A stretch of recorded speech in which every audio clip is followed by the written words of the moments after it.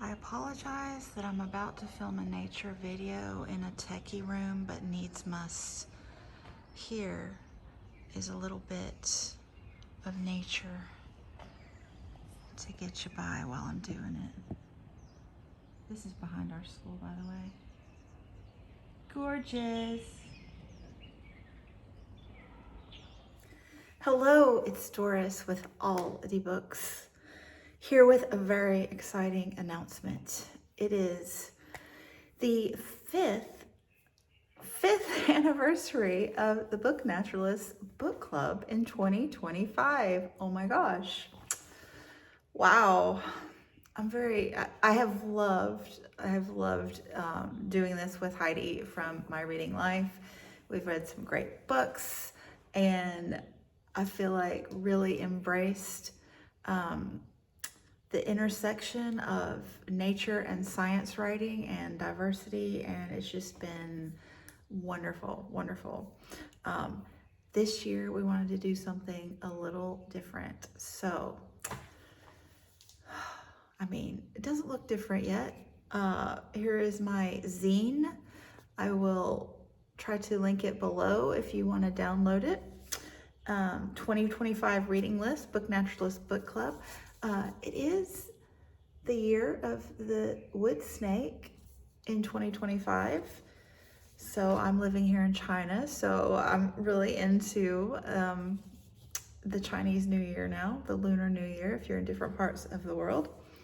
But the thing that's different is it's the year of the reread. So I am always like, I wish I could read all of these favorites that I think are just amazing with you all. And this is the year we're going to do it. So these are all of the books that we either read prior to starting the book club, or maybe we read them for the BookTube prize and haven't read them with you yet. And now we're going to. So I have read all of these books, and all of them are, in my opinion, worthy of a reread. Some of them, at least one, I have already reread. So let's just dive in, okay? The first one, you all may have read it already as well, because it was our inaugural read for the Book Naturalists Book Club. Yes. In January, we are going to reread World of Wonders by Amy Nezuko-Matado.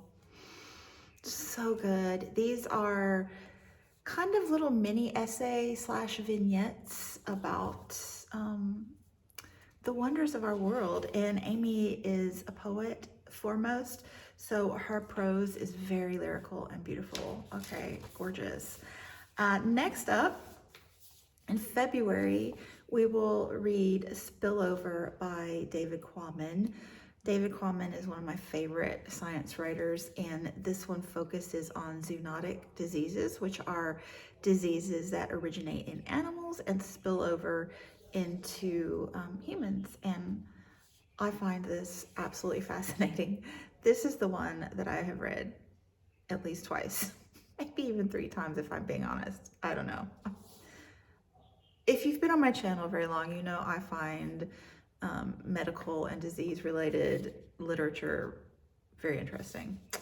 And then, The Forest Unseen, A Year's Watch in Nature by David George Haskell. So he may be my favorite nature writer. His writing is gorgeous and informative and fascinating. He is a university professor in the US South, but he's originally from the UK. He was a runner-up for the Pulitzer with this one. And he just focused on a patch of land, a very small patch of land in the mountains in Tennessee, where I lived for 21 years. And just like kind of philosophized about science and nature while looking at this little patch, and it's brilliant and wonderful. So good. The next one is an Australian author, Fathoms by Rebecca Giggs. The World of the Whale. I read this one for the BookTube Prize, and whales aren't even my favorite read, but this, I just thought, she did such a brilliant job of just talking about whales in unique and wonderful ways. Loved it. Another one for the BookTube Prize, focusing on Oceania. So Sea People by Christina Thompson, and her husband is actually indigenous from this region. So I feel like she did a really good job presenting the material, but just how these peoples arrived way out there in the middle of the ocean without modern technology. Brilliant people. Loved reading this, fascinated. And we're in May, okay, so June, halfway there. I feel like I need to bust out in 80s song now, sorry. So June, another delightful, this is a charming author. Dave Goulson's A Sting in the Tail, all about bumblebees, but you're not gonna get bored, I promise. It's just so charmingly written. So he's an entomologist, university professor, and studies bees. He's got another one, A Buzz in the Meadow, that I didn't know which one we should read, but that one, he bought a little countryside farm in France and let it go fallow and just let nature take its course. Delightful. Okay, next up, this one's leaning on the science writing side. I Contain Multitudes by Ed Young. This is the microbes within us and a grander view of life. So this one, I have not reread it, but I wanted to immediately after finishing. It read like, again, back to the 80s childhood. It read like an episode of Wild Kingdom. If you know, you know. But Wild Kingdom within our own bodies, like the microbes were. It was just really well written and so full of information that is going to blow your minds.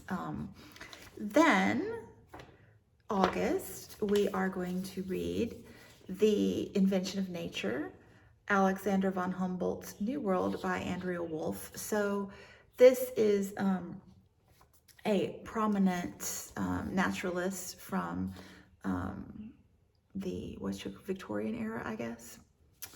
And a great read, very interesting, explorer stuff. And then this next one is another BookTube Prize book, Eating to Extinction, The World's Rarest Foods and Why We Need to Save Them by Dan Saladino. So this one is talking about food crops and how we've become monoculture with our food crops, but it's important to save all of those varieties, of the different plants. And I again found it fascinating and very important in our modern times. And then A Lab Girl. This is another one that I have indeed reread already and look forward to reading again.